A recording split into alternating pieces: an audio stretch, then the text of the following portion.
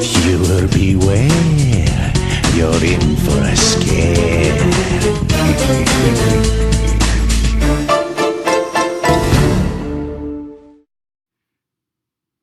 My aunt was a con artist and she learned from the best, her father. Grandpa never made it big, but he lived for the game. Staying under the radar was probably what made sure he never did get caught, not once. He was so proud of that. Mom didn't take up the family business. She got religion instead and married a tax accountant. It's so ironic that it sounds like a joke, but it's true. Dad was the best for helping out with the math homework. Mom's more colorful relations were kept at a figurative arm's length throughout my childhood, lest they'd corrupt me into a following more interesting life path. Aunt Cassie was the only one who would wiggle her way into my life. She was fully licensed as a psychologist, which made her a smidge more respectable. But Aunt Cassie used her ability to read a person in a whole different way. One probably not intended by the university who issued her degree. Aunt Cassie was a bona fide psychic. She had a shop and everything: crystals, herbs, candles, anything you needed to fill the mystic void in your life could be bought for a healthy markup at her little store. There was even a private room in the back that was used for reading and seances. Because both my folks worked, I could often get dropped off at the shop where I would help Aunt Cassie out with those little shows. Anything from messing with the lights to knocking on walls. Playing with the thermostat was my idea, and it was an effective one. Customers came to get chills down their spine, didn't they? Why not provide? Cassie helped me become the skeptic I am today, showing me all the behind the scenes sleight and hand stuff. We'd watch daytime talk shows with magicians and mediums, and Cassie would explain every step of a basic rundown of cold readings to how to spot an audience plant. After one particularly convincing episode, I asked the natural question: couldn't some of it be real? My aunt's reply was firm. The dead don't talk, kiddo. Anyone who claims otherwise is blowing smoke out their ass. It was her conviction, more than anything, that made me believe her.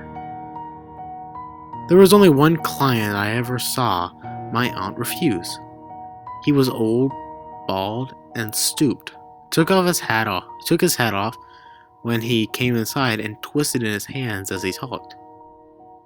Cassie tensed up immediately after she saw him.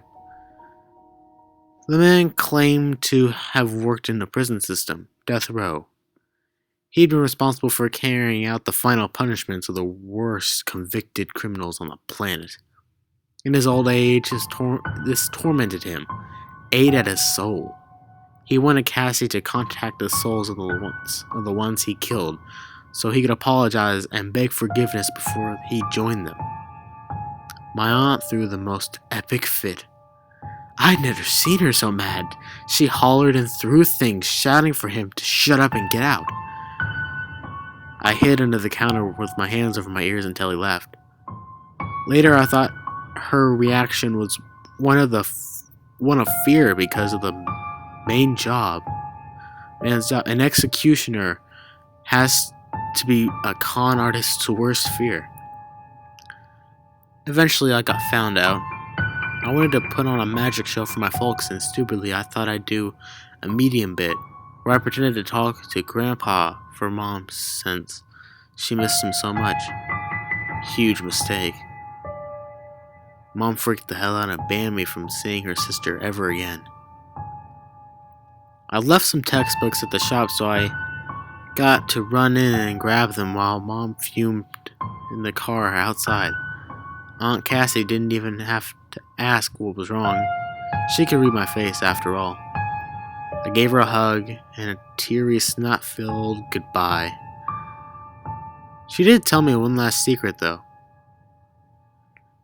Kiddo, there's a curse in this family that gets passed like a torch.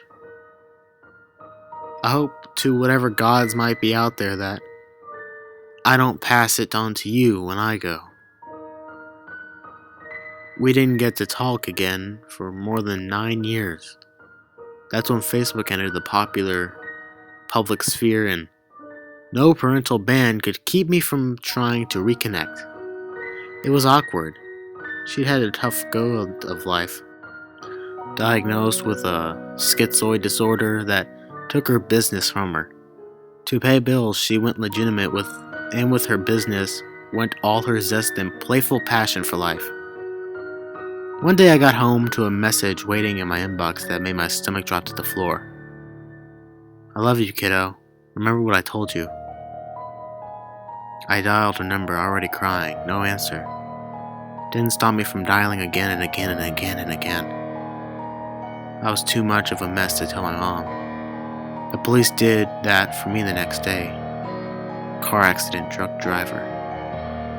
The funeral was a blur. Relatives I've never seen in the flesh packed the church. I sat between my parents in the front row and racked my brain trying to figure out what it was my aunt wanted me to remember. She followed the hearse to the cemetery in dead silence. The priest did the last little speeches, and then I was left alone by her headstone.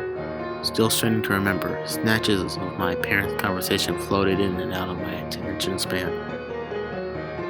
If only Cassie hadn't been so cryptic. Accepting such a small turnout, what a shame. Small turnout? That bothered me. The service was practically stuffed to the rafters. I turned around to say something and finally understood. Behind my parents were a whole host of people, all standing and staring dead ahead. My parents weren't paying them the slightest attention. The priest muttered some smoothing condolences and excused himself, walking right through the thick of the crowd without disturbing a single soul. At the head of the group, looking just like the day I'd seen her last, was Cassie. All the rest in peace sentiment in the world couldn't have done her any good. Her mouth was wide, wide open, and just like that I knew. I know what my family curse is. I know why the dead don't talk.